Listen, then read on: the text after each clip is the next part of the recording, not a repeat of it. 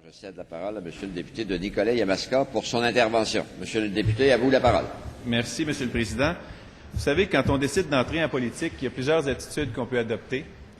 Il y en a une d'entre elles que j'appelle carriériste, qui consiste à dire et faire n'importe quoi pour être sûr de ne pas perdre un vote. Il y en a une autre beaucoup plus noble, selon moi. Qui demande... Ça, s'il vous plaît, là. Ouais.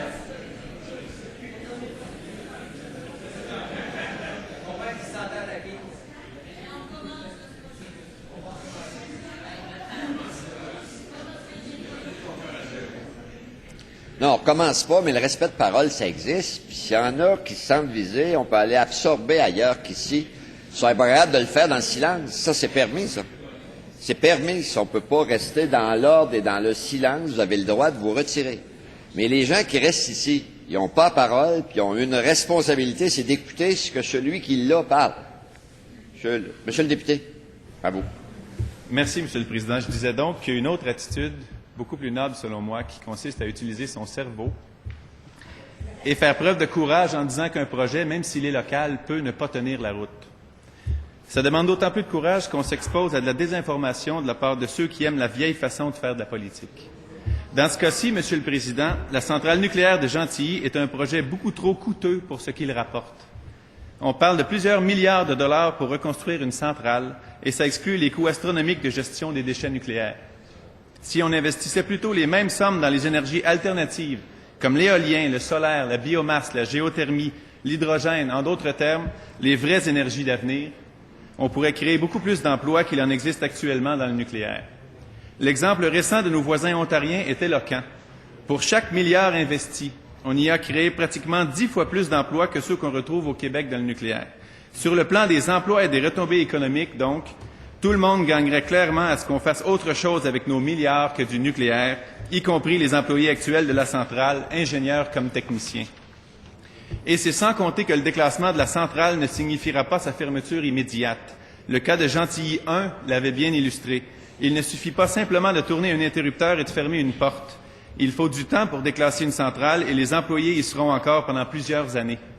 D'autant plus qu'une expertise québécoise en déclassement de centrales serait exportable alors que plusieurs réacteurs dans le monde approchent de leur fin de vie utile. Sur le plan environnemental, maintenant, on ne peut pas dire que le nucléaire soit vraiment propre. Les déchets radioactifs qui sont nocifs durant des milliers d'années et dont personne ne sait vraiment quoi faire dans le monde sont un héritage douteux à léguer à ceux qui nous suivent. On parle actuellement d'un coût de 24 milliards de dollars pour le site canadien d'enfouissement de déchets nucléaires. Vous avez bien compris, Monsieur le Président, 24 milliards de dollars pour cacher des déchets nucléaires. Et pour utiliser des termes que même la ministre des Ressources naturelles pourra comprendre, des déchets nucléaires, ça émet plus de radiation qu'une vache. J'ai mentionné les aspects économiques et environnementaux qui militent, selon nous, en faveur d'investir des milliards ailleurs que dans le nucléaire, et c'est renforcé par le fait que le Québec n'a même pas besoin de cette énergie. En effet, le nucléaire, chez nous, représente moins de 2,5 % du réseau et Hydro-Québec est même prête à s'en passer complètement le temps de reconstruire la centrale. Nous sommes en situation de surplus d'électricité et on paie même 150 millions de dollars par année en pénalité à la compagnie TransCanada pour garder sa centrale fermée. Bref, quand une chose est trop chère en plus de n'être absolument pas nécessaire, on ne la reconstruit pas à coût de milliards de fonds publics. Si certains pays du monde ont fait le choix du nucléaire dans le passé, c'était souvent par obligation. Le Québec, au contraire, possède à peu près toutes les sources d'énergie alternatives et il faut en tirer avantage. Il y a des arguments rationnels basés sur des faits dans ma position et celle de mon parti.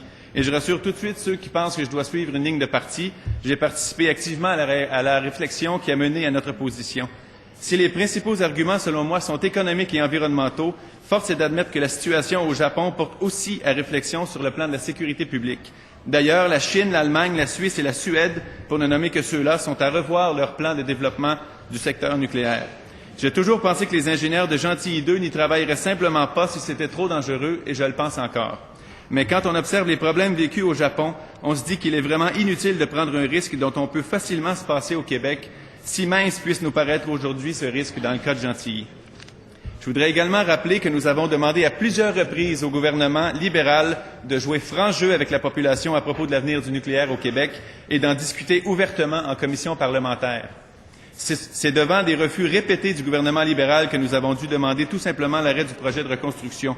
Quand un gouvernement refuse de dévoiler des informations vitales et d'intérêt public, c'est un signe clair que quelque chose ne tourne pas rond avec le projet. Je veux rassurer à nouveau les travailleurs de Gentilly 2 que davantage d'emplois seraient créés avec une utilisation plus efficace de nos fonds publics. J'ai confiance en l'intelligence de la population de mon comté et du Québec. Je pense qu'elle reconnaîtra ceux qui ont le courage de dire la vérité avant d'appuyer ceux qui cherchent la facilité électorale au prix de plusieurs milliards de dollars de fonds publics. L'avenir énergétique du Québec, à la fois sur les plans scientifiques et économiques, se trouve dans les énergies renouvelables. Et le nucléaire, dont nous n'avons pas besoin et qui coûte beaucoup trop cher, ne devrait pas en faire partie. Merci, Monsieur le Président.